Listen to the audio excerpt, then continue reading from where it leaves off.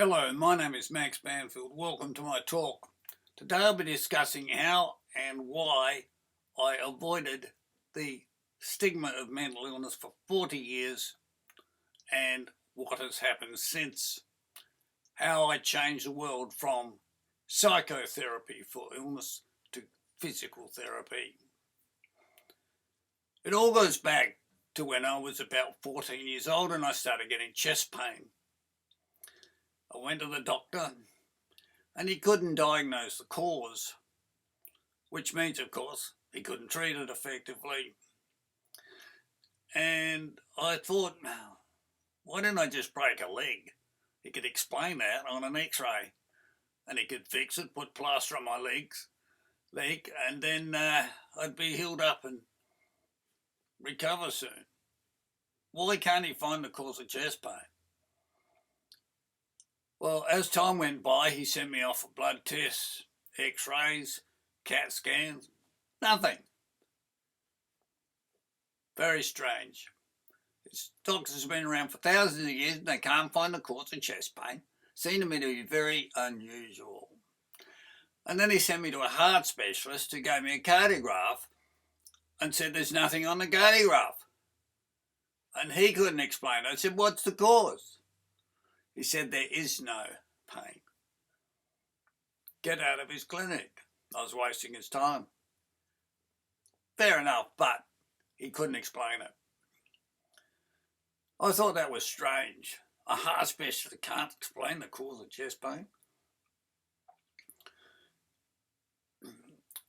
A few years later, when I was about 21, I started getting abdominal pains and then kidney aches. Again, nothing showed on x-rays, blood tests, CAT scan. And of course, if they couldn't explain it, they couldn't treat it or cure it. So they just stayed. By the time I was 25, I had breathlessness, faintness, dizziness, and really extreme exhaustion. I could barely walk. Still nothing showed up on x-rays or blood tests or anything. Doctors still couldn't explain it, so I had by then a lot of symptoms. And I thought I might have to do something myself about this. Well, then I was sent to a psychologist who said that he could scientifically prove that my pains were caused by my mind and not my body. Well, then I knew he was a liar. How did I know that? Because when I was 19, I was offered 3 scholarships to study leadership in a course called Group Work at the Institute of Technology. Now that group work is group psychology. Studies the psychology of people, groups, society, politics, the lot. And we were told that there are theories on the cause of pain where the subconscious mind is supposed to cause pain and undetectable illnesses by turning emotions or subconscious conflicts into pain via the nervous system. So the mind is troubled, impulses sent down the nervous system to the abdomen or the chest to cause the pain. That's why they're called the neuroses, via the nervous system. Now, there's absolutely no scientific basis for that, as we were told. But because the best experts in the world think those things, everyone else went along with it. Well, most people did. But many people like me thought it's not scientific and it's not reliable. Well, now at the age of 25, I was being diagnosed with these problems. I thought, I really have to find out what's going on here myself. So despite how extremely ill I was, I decided to start studying medicine. One of the first things I wanted to do was learn the medical language. So I didn't care what people were saying. I wanted to be able to read the top research journals in the world and find out what doctors were thinking and why they were saying that. Was there any scientific basis for what they said? And there was never ever. It's absolutely no scientific proof for any of that at all. Well, it didn't take me long to find out that the symptoms that I was diagnosed with, or that I had, were diagnosed as having these neurotic bases. The subconscious mind is turning the emotional problems into pain. In other words, they're writing this stuff, but there's no scientific basis for it. Am I in real trouble? So, not only that, but I was branded with that stigma of mental illness. Lazy, stupid, counting men, faking, malingering, all sorts of things. The most insulting insults known to man were tied up in these theories of mental weakness, mental illness, and so forth. Ascension seeking, sympathy seeking, hypochondriacs, hysterics, and so forth. It was all complete and utter nonsense, but I was a victim of that stigma. How can I avoid it? Because I'm going to have to study this and find out the cause myself. And I don't want to be criticised every 5 minutes by every person who believes that stuff. One day, a couple of years later, I was reading a magazine in the local newsagent called the Scientific Australian, and it contained the name and address of the editor, Devin Cook. So I went to see him. He lived in Adelaide. I told him I had this new idea on the physical basis for these symptoms. And he said, "That's a brilliant idea. What's your name?" And I told him, "Well, I don't want you mentioning my name. I want to get these ideas out there without becoming the victim of all this stigma. I've got better things to do than argue with people who believe all that nonsense." So I said, "Well, I can't publish it." So I thought, oh, well, too bad. And I left his home. And on the way home myself, I thought I should go back to him and say, "Look, just publish it anyway. I'll deal with that other stuff later." But I didn't. I went home. And I thought, oh, that article is not going to be published. Well, 2 months later, I was in the newsagent reading this next edition of the Scientific Australian. And I read this article and I thought, that's brilliant. Who wrote it? And I read it again. There's no name on the top to say who the author was. So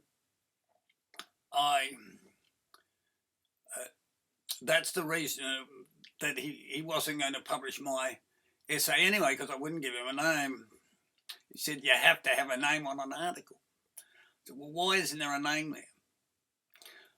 I read the article, and in the third paragraph it said, "Max, a South Australian, has come up with a new idea on the cause of the symptoms that were previously classified as mental disorders." He said, "If the subconscious mind or any emotion can influence the nervous system and the adrenal glands to produce the symptoms, perhaps there's something wrong with the adrenal glands and nothing wrong with the mind, and that produces the same results." So he published the essay, and I thought, he's brilliant. He's published it without anyone being able to identify me.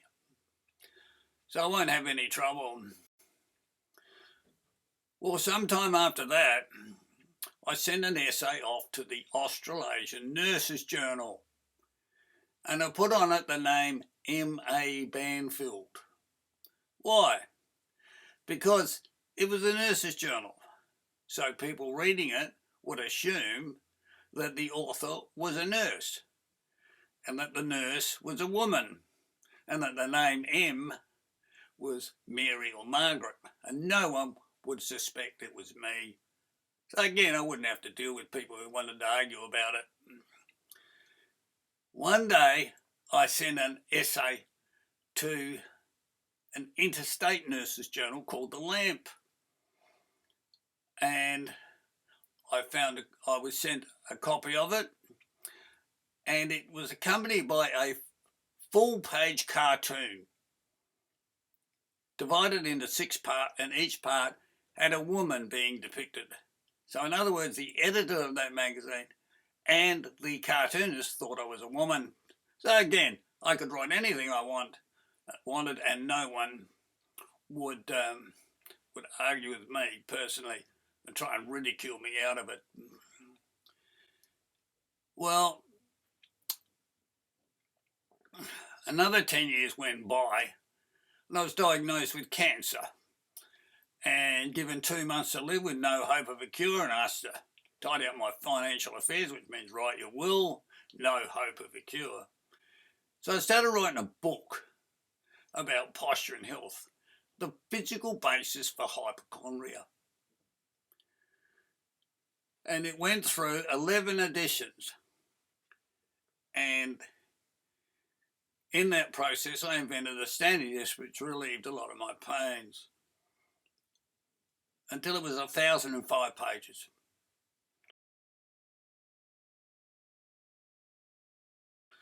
Now, most books have a photo of the author, their face on the cover, the front cover, or the back cover, or the inside pages.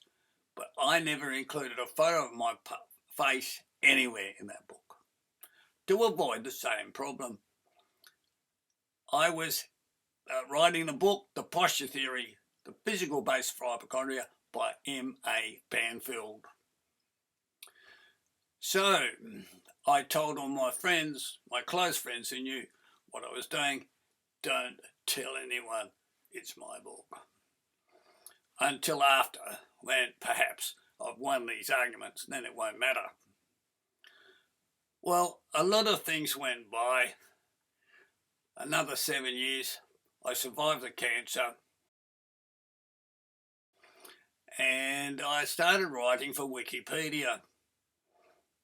And wherever I put the symptoms of hypochondria caused by poor posture, it was delete, delete, delete, speed delete. This is just one guy's theory. They're acting as if I was an uncooperative person with a silly idea, when in fact, a probably anonymous psychologist wanted to get right out of Wikipedia so no one would know I'd ever proven their theories were wrong.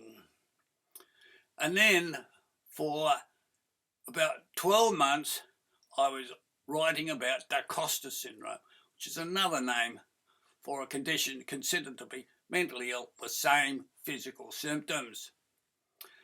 And 2 editors in particular spent 12 months ridiculing me, deleting every word I made, belittling me, and adding symptoms like laziness, cowardice, fear, mental illness, project psychology, and category psychiatric illness, saturated the pages with psychiatric labels, and then ultimately bribed one of the other editors, named Mareshi, into using the ignore all rules policy to ban me, so I was out of the way. And in that process, they said, by the way, do you rule-abiding editors know that posture writer suffers from this disorder? And then sometime later, by the way, do you rule-abiding editors know the posture writer's real name is Max Banfield from Modbury, South Australia? They were using ridicule, the most intense type you could ever come across, to silence me and get the truth out of Wikipedia and make it look like other people came up with these ideas. Nevertheless, for 40 years I was able to disguise my real identity. And that's how I avoided the stigma of mental illness. Now, if you look around today, my theories on the cause of illness dominate the medical literature.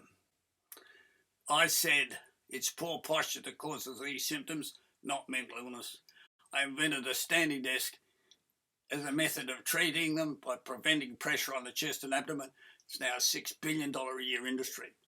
My method of treating chronic fatigue as a physical illness, getting people to train at their own pace instead of being forced to run fast, is now called pacing. It now dominates the world in the treatment of chronic fatigue syndrome. But that's all to be considered later. In the meantime, how did I avoid the stigma of mental illness? Well, first of all, the Scientific Australian described me as Max, a South Australian. The Australasian Nurses Journal, I was M.A. Banfield, and people would assume I was a nurse named Mary or Margaret or something.